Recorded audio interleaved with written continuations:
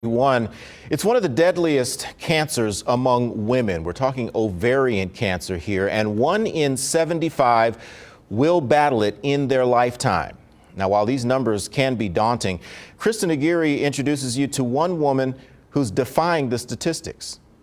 I just kind of have to fix where my thumb was. They say art is in the eye of the beholder. This is a mistake, right? This was supposed to be something really straight. But no matter how they turn out, each of Amanda Itliong's pieces holds a special message. Nothing's turning out exactly as you planned, but you have to turn it into something beautiful anyway. Besides serving as a therapeutic outlet, Amanda took up ceramics to deal with neuropathy. It's when you have a weakness or numbness in your hands and feet. Can't open my phone to turn off the alarm because it feels like I'm touching the right part. A side effect from treatment.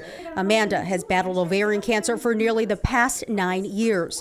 But even after 4 relapses, her spirits remain high. I'm very happy to be alive. A lot of us don't survive more than 5 years. In fact, according to the Ovarian Cancer Research Fund Alliance, only 42% of women diagnosed make it past 5 years. A statistic Pam Dahlman is hoping to change. We thought that was pretty pathetic, that there wasn't any support for families or survivors. Pam is the founder of the Michigan Ovarian Cancer Alliance, or MIOCA.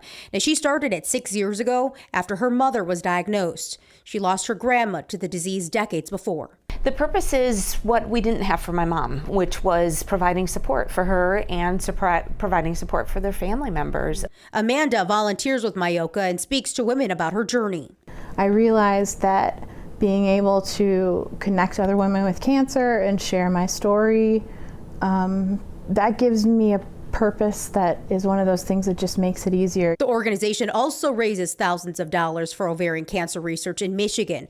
Money Dahlman hopes will help find a cure. And some advances with the pharmacological drugs, but really no advances in the 46 years after losing my grandma and my mom. Since even the 70s, we haven't changed a whole lot in terms of we still use a lot of the same drugs to treat ovarian cancer, and their life expectancy hasn't really moved a lot compared to a lot of the other types of cancer. The American Cancer Society estimates that this year, more than 22,000 women will be diagnosed and more than half will die. Gynecologist Dr. Sierra Cuthbert says one of the reasons is because it's so hard to diagnose. Very hard to diagnose. And that's only because the symptoms are so vague. Women usually have no symptoms until it's stage 4 and it's bothering other organs. So here's the thing about ovarian cancer. There is no diagnostic test. So the best thing Dr. Cuthbert says is you can do is know your body. The symptoms you can look for are bloating, pelvic and abdominal pain, urinary issues, feeling full quickly, even increased weight loss. Be aware of those signs, because if it's something that's abnormal and it's just not your norm and you're like, this month it's a different, go get it checked out. Don't hesitate. Don't ignore the symptom. The same message MIOCA has spread for the past 6 years. Do you think your mom would be proud? Yeah. Yeah. It's a responsibility, but it's a beautiful responsibility to be able to do it. Kristen Aguirre, NBC 25 News. Well, right now, Amanda is undergoing a clinical trial for cancer treatment, and she is seeing improvements.